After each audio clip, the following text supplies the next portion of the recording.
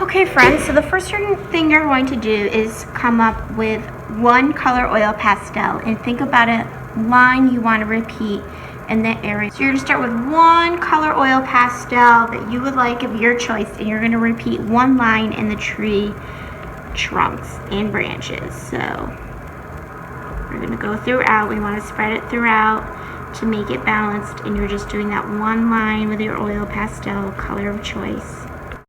So now that I have that done, I want to use an oil pastel that's a new color and think about one shape that I want to repeat. So I'm going to do, I don't know, something simple because our branches are really thin. I'm just going to do circles.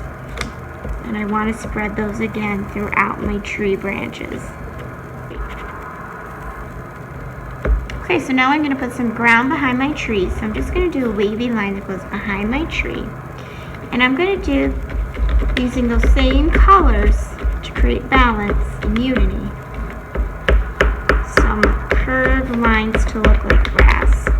Because our trees are going to be outside. So I have my green that I did, and then I'm going to go back in with that first color. Okay, so now that I have my lines and patterns done, if you get done early and you think you could do another line with a new color in your tree, go ahead and do that. But we're going to move on now to our next step. So you're going to have some glue with paintbrushes today. The reason why I did that is because the gems that we are putting on our trees are hard to glue with a glue bottle. So the first thing you're going to do is get your symbols, and I want you to look around your paper and really think about where you'd like to place those. I wouldn't place them all, you know, in the same area because you want to balance your paper out. So I like to put, you know, personally, I like to put one in each corner. Okay, so now that I have that figured out, I'm going to flip them over and add some glue. And I'm just going to paint glue towards the middle and then press my whole hand on it for a couple seconds to get it to stick. Alright, so if the edges start to pop a little bit, once this is dry, we can always place a heavy book on it to help those stick better.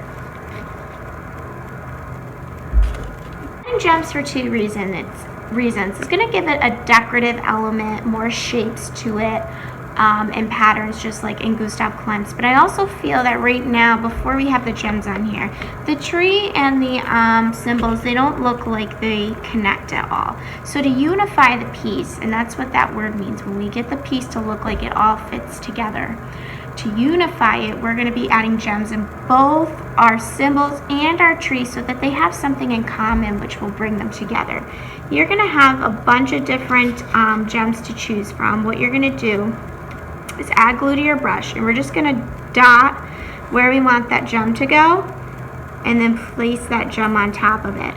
As you're doing this, you want to work around. So now that I've got one down there, I might want to place one up in the right hand corner, because if you put all your gems on one side and then the end of class is over, you will have an unbalanced piece. In order to balance everything out and spread things out, we need to work our way around the paper.